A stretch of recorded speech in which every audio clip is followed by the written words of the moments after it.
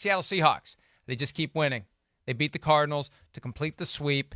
They rebound from a pick six with touchdowns on 3 drives in the second half. And Geno Smith said the pick six was the thing that woke them up. And after that, they took over. It helps to have Ken Walker III, the best rookie running back right now in the NFL, maybe the best running back overall currently in the National Football League. Myles.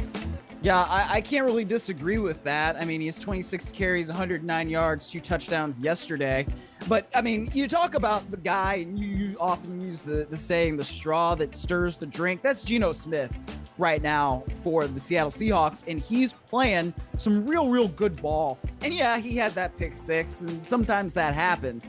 But it's the way you respond from it, right? And guys in the locker room, you know, I'm reading it from different stuff, and you can see that they feel really comfortable with the way Geno Smith says, okay, guys, it's what that play's done.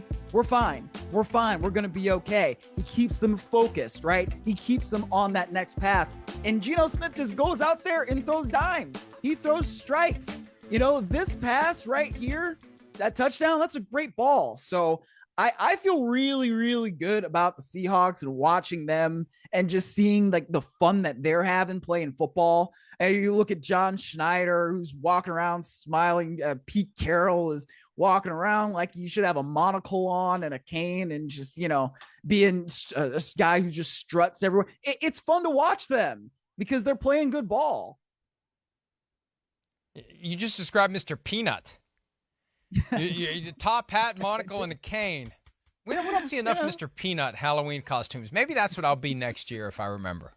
Mr. Peanut. It's a great one, yeah. But, hey, they have been so much better than anyone expected. You juxtapose that with the Broncos not being very good at all. This is a great year for Pete Carroll and John Schneider and everyone with the Seahawks organization, and they keep getting better.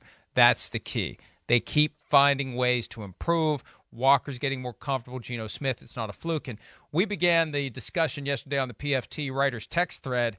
Geno Smith, comeback player of the year, MVP, or both? Wouldn't it be something, and I don't think it would happen, that he would be both, but who knows? He could be both. By the time it's all said and done, the Seahawks have to get the 1 seed. That's the problem. If the Eagles are the 1 seed, Jalen Hurts becomes the MVP candidate out of the NFC. It would come down to Hurts plus whoever the quarterback of the 1 seed is in the AFC, unless Tyreek Hill has 2,100 receiving yards.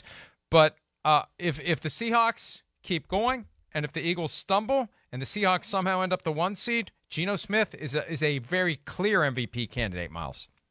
Yeah, absolutely. I mean, at the very least, comeback player of the year, right? I mean, if things continue going the way that they are, I don't know that anybody would really disagree with that. But at the same time, you've got Shireen making the coming back from what argument?